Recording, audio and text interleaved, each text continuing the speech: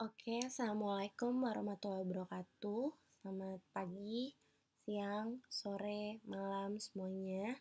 Semoga kalian semua selalu sehat dan masih tetap semangat menjalani perkuliahan walaupun dengan sistem PJJ.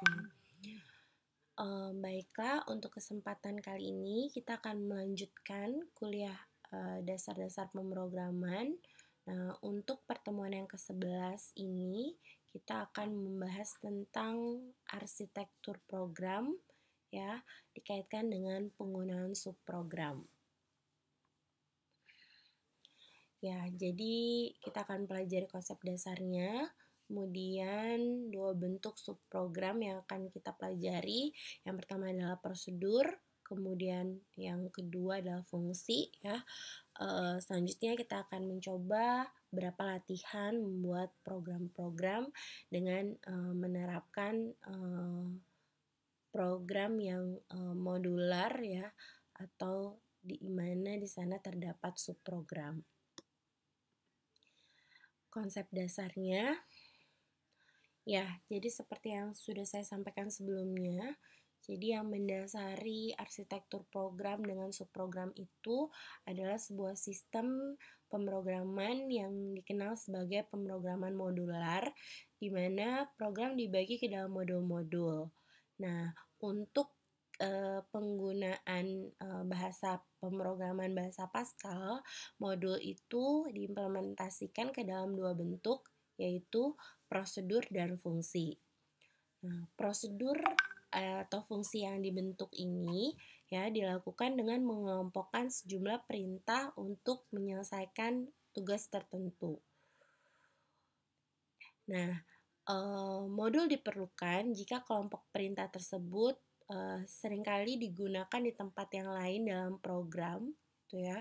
Jadi kita cukup buat satu kali aja, kemudian kita tinggal panggil modul tersebut ya di beberapa tempat dalam program tersebut, ya. Jadi modul ini yang sering disebut sebagai subprogram.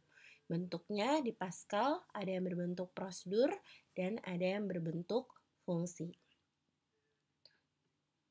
Nah, ini ilustrasinya. Jadi, biasa kita membuat sebuah program, ya. Ada yang namanya program utama. Jadi, program utama ini sederhananya adalah program yang ada di body program yang biasanya diapit dengan begin dan end titik. Itu kita sebutnya sebagai main program atau program utama. Nah, di atasnya ya sebelum begin yang pertama itu, nah kita bisa membuat subprogram ya tergantung jumlahnya sesuai dengan kebutuhan kita. Nah, ya masing-masing subprogram ini nanti punya tugas tertentu yang harus dibuat dengan spesifik. Apa sih keuntungan penggunaan subprogram? Nah, di sini yang pertama, program yang besar dan rumit dapat dipecah-pecah menjadi kecil-kecil sehingga lebih sederhana. Nah, kemudian ya untuk program yang besar gitu ya, yang kemungkinan tidak bisa diselesaikan oleh satu orang ya, penggunaan subprogram ini dapat memungkinkan program tersebut untuk dikerjakan lebih dari satu orang dengan koordinasi yang lebih mudah. Jadi pembagiannya jelas, kamu subprogram 1, kamu subprogram 2 gitu ya. Jadi lebih bisa terkoordinir dengan baik. Nah, kemudian keuntungan lainnya adalah penggunaan subprogram ini membuat programmer ya itu bisa lebih mudah mencari kesalahan karena kita udah tahu nih subprogram ini tuh tugasnya apa sih. Jadi kalau ada kesalahan terkait tugas tertentu, kita langsung bisa trace, oh berarti ini ada di subprogram ini ya. Ini yang harus kita perbaiki.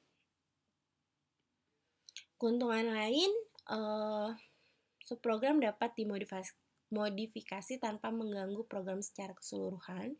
Kalau ada error di satu subprogram, kita cukup perbaiki di program itu saja, dia tidak akan mengganggu program yang secara keseluruhan. Nah, untuk hal yang sering dilakukan cukup ditulis sekali dan saat diperlukan cukup dipanggil. Jadi ini juga menghemat line program kita dan membuat program kita menjadi efisien. Nah, selanjutnya penggunaan subprogram ini juga mempermudah dokumentasi program yang kita buat. Nah, ciri-ciri modul atau subprogram yang baik ada 3. Yang pertama, ya, modul atau subprogram yang baik itu harus punya fan-in yang tinggi, ya. Apa itu maksudnya? Jadi, modul atau subprogram yang punya fan-in yang tinggi itu, ya, semakin sering modul atau subprogram tersebut digunakan, maka akan semakin tinggi nilai fan-in-nya, ya. Jadi, kalau kita buat subprogram, program tersebut lebih sering dipanggil, ya. Nah, itu yang semakin baik. Kemudian yang kedua adalah fan out, ya. Modul atau subprogram yang baik itu harus memiliki fan out yang rendah.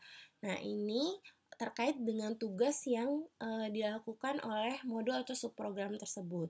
Jadi, semakin sedikit tugas yang dilakukan oleh modul atau subprogram tersebut, maka semakin baik, semakin rendah nilai fan out-nya, ya. Jadi, dengan kata lain, ya, modul atau subprogram yang baik itu dia harus spesifik, ya, mengerjakan tugas tertentu dan kalau bisa tidak usah terlalu banyak. Dan yang ketiga, ciri modul yang baik, dia harus bersifat self-contained, ya. Jadi, maksudnya subprogram tersebut harus bisa dapat memenuhi kebutuhannya sendiri. Jadi, kalau tadi kan sudah saya sampaikan nih, kalau subprogram itu bisa dipanggil oleh program utama. Nah, sebenarnya, ya, subprogram itu juga bisa dipanggil, ya, oleh subprogram yang lain, ya. Cuman kalau dia sering dipanggil atau memanggil subprogram yang lain, ya, kalau dia sering khususnya untuk yang memanggil subprogram yang lain, itu berarti dia tidak punya sifat self contain yang baik karena dia tidak dapat memenuhi kebutuhannya sendiri. Seperti itu.